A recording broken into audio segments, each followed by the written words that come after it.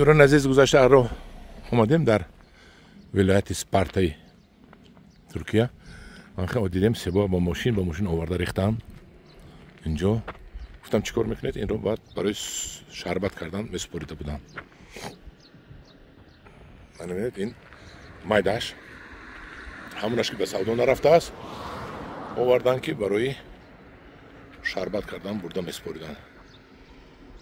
نمیدونم اینجا 20 تن و 30 تن می اینجا بسیار.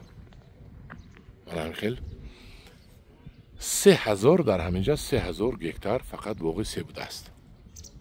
3000 گکتار. یوروپا میفروشن، روسیه میفروشن. اصلا بسیارش روسیه میرد. سبوی نهایت به مزه.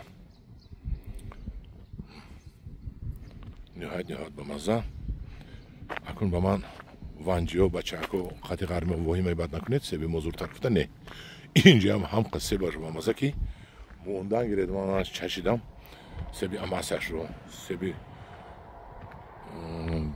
گلدن دیلیشس رو همین لبود بچسباد از شیرینیا. اینو حتی از زیادیش رو آورده برای شربت کردن موندن. من اونجا دا بود باغ نو ساختن. اکنون بینید این باغ کهنه، باغ درخت های کلان و وایش باغ نو.